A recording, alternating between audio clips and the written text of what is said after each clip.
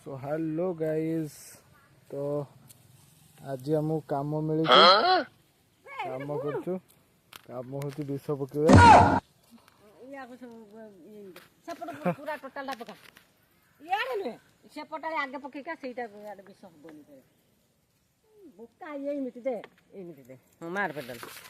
तो माँ शिखेब विष टांकी अंदर अच्छी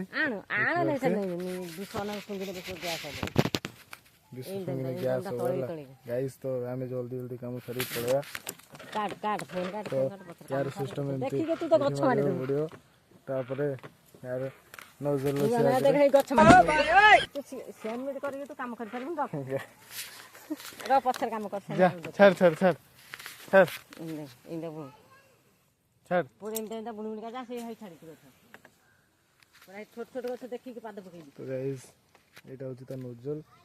एटा देखि परथि एटा गछ मारी छोट छोट गुटे गछ जे माने 10 टका गला आयो रे मां बोले 10 टका ना कोई सलेने आगुतरे तो गाइस एंटी नोजलटा एंटी चले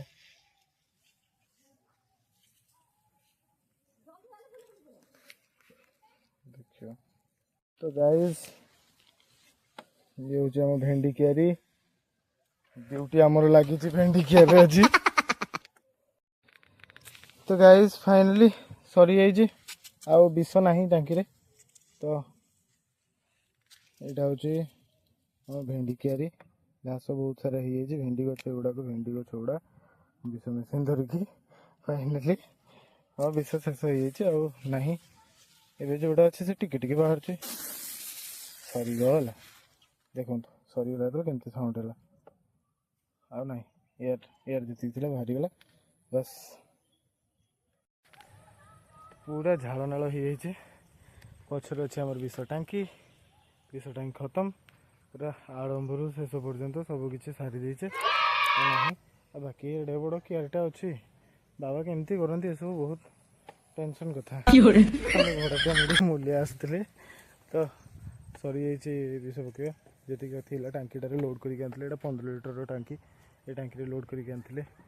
15 लिटर सरी जाइए जाऊँ घर को बहुत थकीगला भाया लगुच आ विष पकेवा बहुत कष्टर काम भाई जो जो मैंने चाष कर विष पकाउं से रियली मानवा पड़ो से ग्रेट देखिपे आप मो मुहर कौ भाव में झाड़ गड़ू आ खराटा भी हो विष पकिया सरी जाइए मम्मी 20 टका 20 टका दो मूल्यटा किए आनी 20 टका दबनी मूल्य डाक पैसा दबनी 20 टका मागु तो मूल्यटा दो मम्मी 20 टका दवा राजी 20 टका मिल विष पकाइवाई धोई दे पड़े।